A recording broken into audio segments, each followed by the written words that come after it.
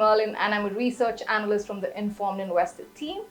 In this DITM, you will understand what the new UPI development would mean for you. You will also learn what the decline in foreign exchange reserves means and the reasons behind it. You will also discover what the new SEBI relaxation norms are and what it could mean for the AIF industry. Let's begin.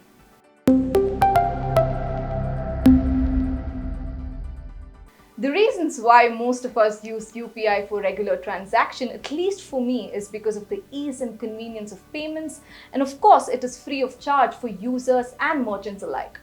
Now, there were many speculations about government planning to impose charges for every UPI transaction.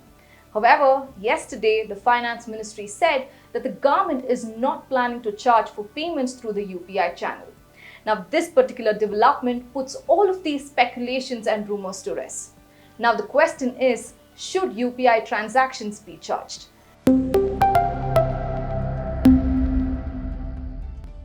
UPI, our very own flagship digital payments platform, has witnessed massive rise in both transaction volume and value.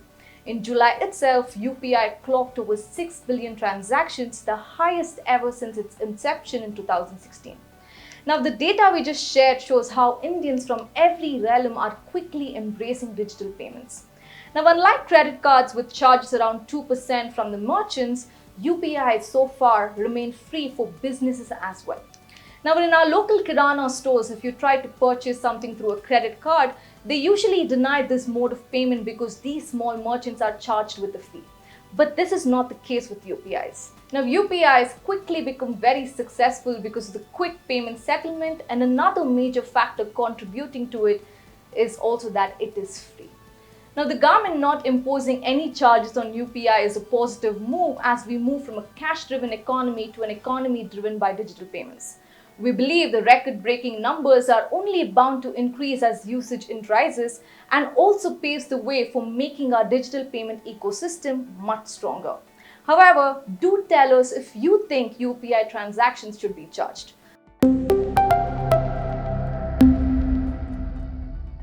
According to the RBI data, India's foreign exchange reserves fell $2.24 billion to $570.7 billion in the week ended August 12th.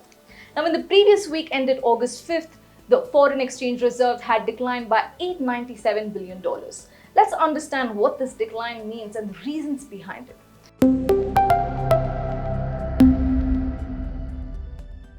Now, if you're wondering what foreign exchange reserves means, these are essentially assets held by the central banks such as RBI in foreign currencies as a reserve. Countries hold forex reserves to support and maintain confidence in the monetary policies and exchange rate management. For example, it provides the RBI with capacity to intervene in support of rupee when it devalues significantly.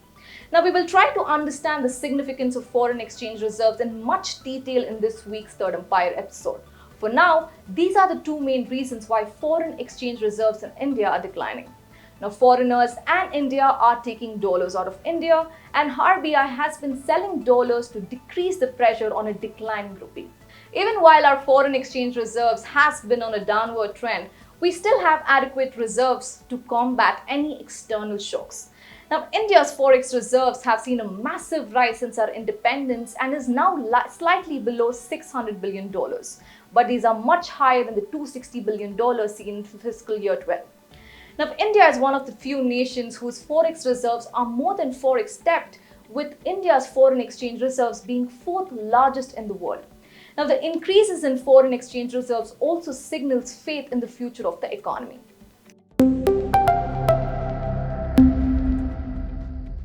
SEBI has eased norms on alternative investment funds and venture capital funds investments in overseas firms.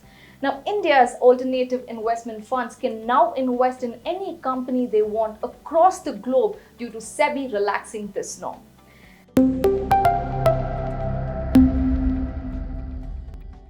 The AIF industry has seen high growth rates in the recent years. According to latest data from SEBI, AIF commitments have grown 42% year over year to Rs 6.94 trillion as of June 30. The amount invested has also risen 43% to Rs 3.1 trillion and the number of AIFs is rising towards the 1,000 mark. Earlier, it was mandated that AIFs and VCFs raising funds in India should invest in only those companies globally that have connection in India or at least have a back-end office in the country. Now, this was to keep domestic capital in India. We think that these SEBI leniencies for the AIF industry will make Indian alternative investment funds more competitive relative to their international peers and also improve the geographic variety of their portfolios. So what does these news mean for you?